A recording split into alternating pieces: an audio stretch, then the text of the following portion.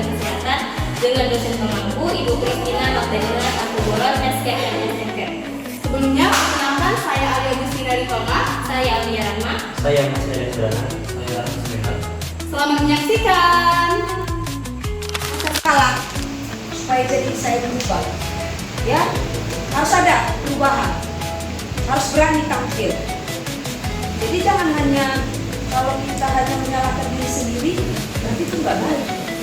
Kau itu kalah sebelum bertanding, itu enggak kalah. Jadi kalau ibu bilang ulangi lagi, remedi lagi, nanti tampil di depan saya harus bentuk kalau itu bisa.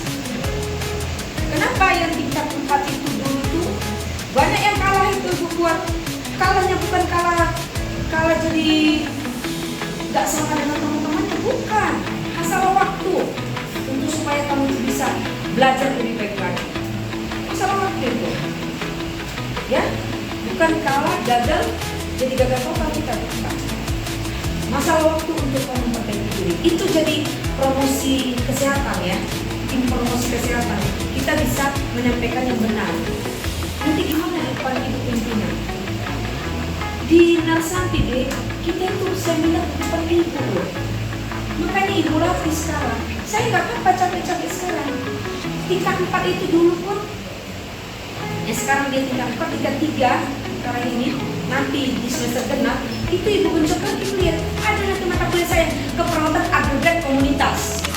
Nanti semua anak yang memiliki postur tubuh yang kecil ataupun pendek itu mengalami gizi buruk. Tetapi jika kita lihat kembali apakah anak tersebut dalam lingkungannya itu tetap bersemangat, tetap ceria, tidak ada dampak dan tidak ada dalam tanda-tanda gejala. Memberikan asesmen dalam variasi. Lalu itu anak diberikan makanan yang bervariasi. Itu makanan yang mengandung vitamin, lemak, dan mineral. Lalu mengukur tinggi berat badan anak dan berat badan anak dan mengikuti program posyandu. Lalu jika anak sakit dan masuk rumah sakit dikarenakan gizi buruk, maka tanyakan kepada petugas pola gizi, makan apa ya sih yang harus diberikan kepada anak setelah pulang dari rumah sakit, setelah supaya anak tidak terkena gizi buruk kembali. Jadi karena dulu waktu pertama ya tidak, ya kita mau doanya dijawab Tuhan, tapi dalam hal perkuliahan kita nggak benar. Nah itu juga nggak bisa jadi saksi kehidupan.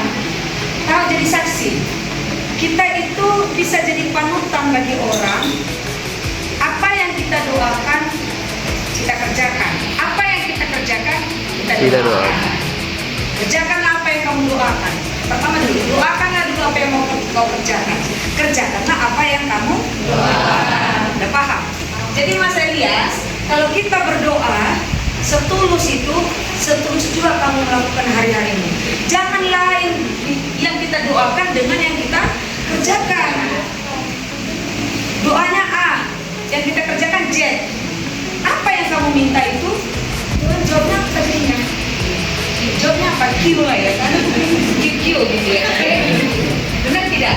Jadi saya mau lihat ini, para pendoa-pendoa ini, saya mau lihat.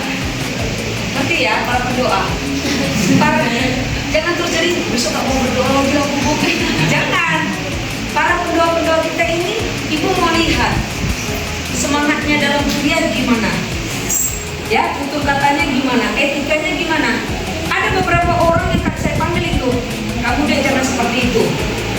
Ada itu siapa yang merasa lah. Kalau saya evaluasi dirimu, jangan terus apa, ibu biasanya nggak suka lagi nih aku. Tidak. Karena kita sayanglah maka saya panggil. Saya panggil karena ada sesuatu supaya ada perubahan perilaku. Promosi kesehatan itu ialah merubah perilaku manusia itu supaya menuju hidup sehat. Jadi jangan kita jadi tim promosi tapi kita nggak tahu. Penyebab ini adalah kondisi kerusakan yang terjadi pada diri karena adanya bakteri. Bakteri ini akan menumpuk di permukaan diri ini dengan sisa-sisa makanan yang kita konsumsi, yaitu seperti makanan-makanan yang manis, lengket, atau permen karet. Nah,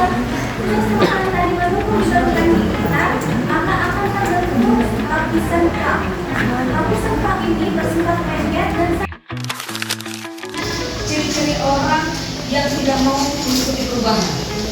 Tahu perubahan? Perubahan sesuatu yang ada ilmu baru itu perubahan. Ada aplikasi yang baru itu perubahan. Ada pembelajaran yang baru itu perubahan.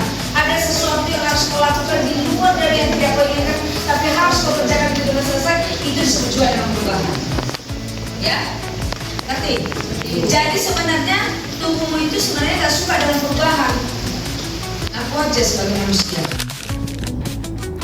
Baik Bapak Ibu, di sini saya akan memberikan penjelasan mengenai gizi buruk pada anak atau malnutrisi. Jadi malnutrisi atau gizi buruk pada anak adalah keadaan tidak seimbangnya asupan gizi dengan kebutuhan tubuh, sehingga menyebabkan gangguan kesehatan pada tubuh kita. Nah, Bapak Ibu, faktor-faktor apa aja sih yang bisa mempengaruhi gizi buruk pada anak ini? Faktor pertama yaitu kurangnya asupan gizi pada makanan. Nah, Bapak Ibu, kurangnya asupan gizi yang kita berikan kepada anak itu dapat menjadi pemicu atau faktor penyebab dari gizi buruk pada anak. Faktor kedua yaitu balita tidak mendapatkan ASI eksklusif atau ASI saja. Nah, Bapak Ibu, ASI eksklusif kita dapatkan dari balita berusia 0 sampai 6 bulan.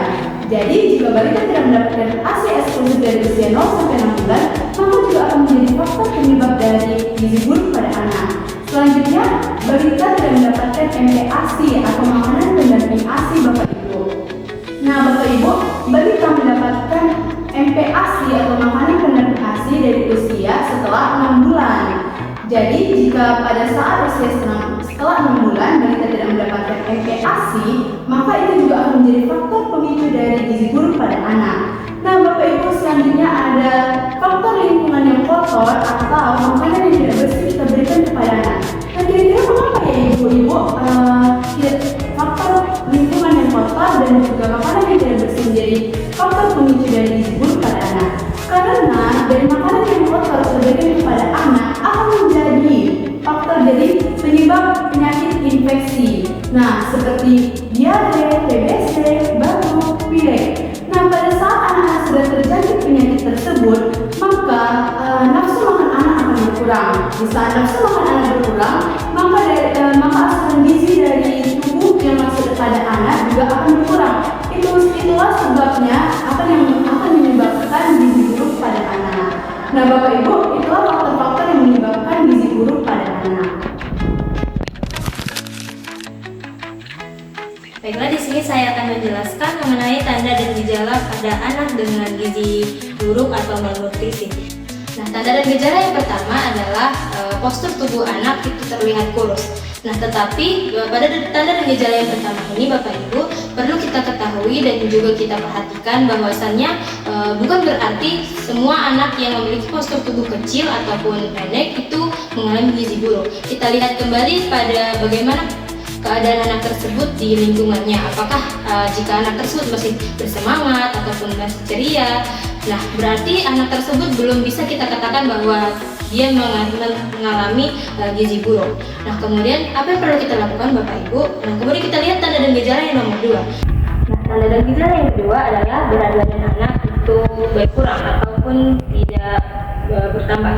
Nah, jadi seperti tanda dan gejala yang pertama, Bapak Ibu, berat badan anak yang kecil ataupun tidak bertambah itu belum berarti anak tersebut mengalami gizi buruk. Perlu kita melakukan pemeriksaan lebih lanjut apakah anak tersebut mengalami gizi buruk atau tidak. Nah, kemudian tanda dan gejala yang selanjutnya yaitu adalah tinggi badan anak itu di bawah normal ataupun kurang. Nah, jadi tetapi seperti tanda dan gejala yang sebelumnya itu belum bisa kita pastikan bahwa anak yang kecil itu atau pendek itu berarti mengalami gizi buruk. Bisa jadi itu merupakan bawaan ataupun dari faktor genetik daripada orang tuanya yang menurun kepada anaknya yang membuat anak tersebut nampak kecil dan tidak berisi. Nah, kemudian apa yang perlu kita lakukan? Kita lihat lagi ke tanda dan gejala yang terakhir atau nomor 4. Nah, tanda dan gejala yang terakhir adalah hasil daripada pemeriksaan pengukuran lingkar lengan atas pada anak itu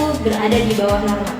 Nah, apa sih lingkar lengan atas itu, Bapak Ibu? Nah, pemeriksaan lingkar lengan atas itu kita lakukan di bagian lengan atas di sini. Nah, nilai normalnya itu berapa? Nilai normalnya adalah 13,5 cm. Nah, apabila Bapak Ibu menemukan ataupun mendapatkan hasil pemeriksaan lingkar lengan atas pada anak itu bernilai di bawah 12,5 cm, itu bisa kita pastikan ataupun bisa kita curigai bahwa anak tersebut mengalami gizi buruk atau malnutrisi. Nah, hal inilah yang perlu kita perhatikan ya Bapak Ibu sekalian.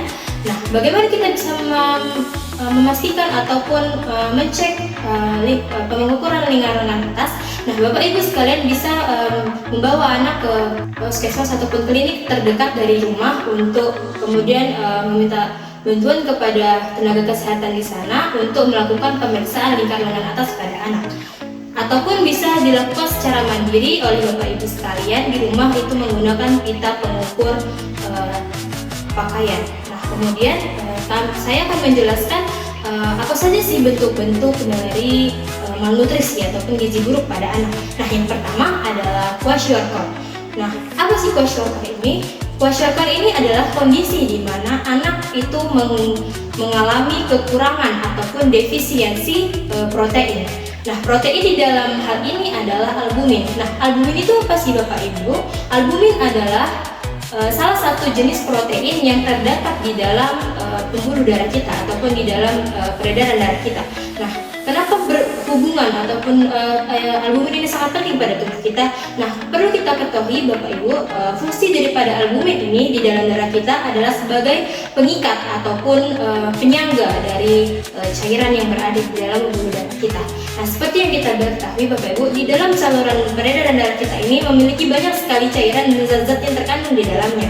Jadi kekurangan albumin ini menjadi salah satu kondisi yang perlu kita perhatikan ya Bapak Ibu.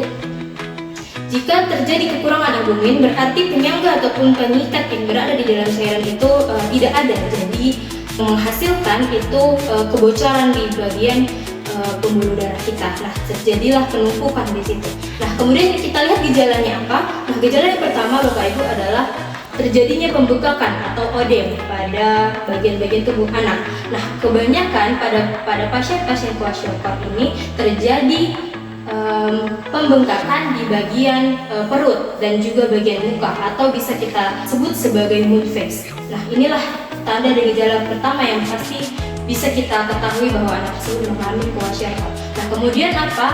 Tanda dan gejala selanjutnya adalah rambut, kulit pada anak itu mengalami perubahan. Nah, seperti di rambut anak itu berubah menjadi kemerahan seperti rambut jagung, kemudian di bagian kulit juga menjadi kering. Kemudian tanda dan gejala selanjutnya adalah terjadinya penurunan atau penyusutan daripada massa otot atau hipertrofi.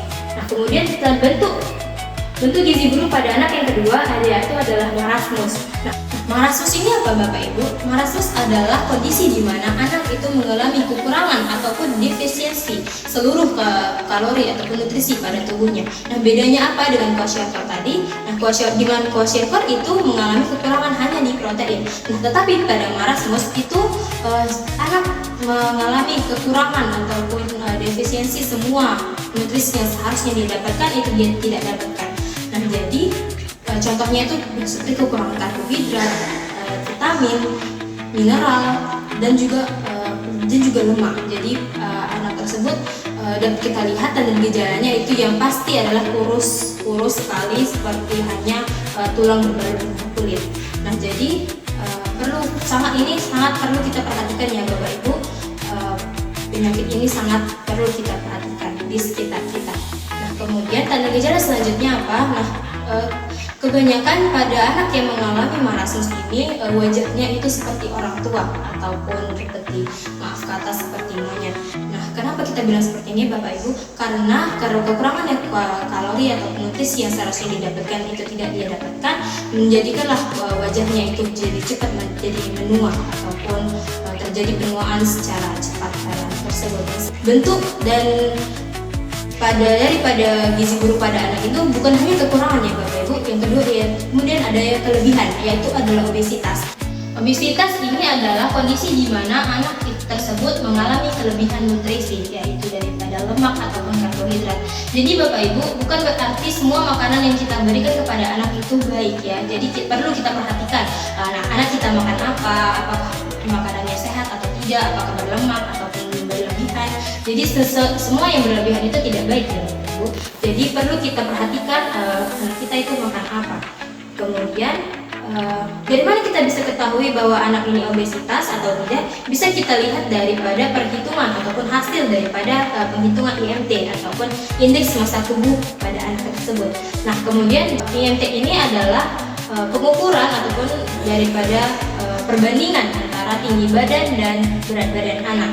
Nah, jadi jika didapatkan hasil itu lebih daripada nilainya lebih daripada 25 ke atas ataupun 28 ke atas, itu bisa kita curigai bahwa anak tersebut mengalami obesitas ya Bapak Ibu. Jadi saya kira perlu Bapak Ibu perhatikan makanan pada anak-anak tersebut. Sekian video edukasi dari kelompok kami. Lebih dan kurangnya mohon maaf. Assalamualaikum warahmatullahi wabarakatuh. Terima kasih.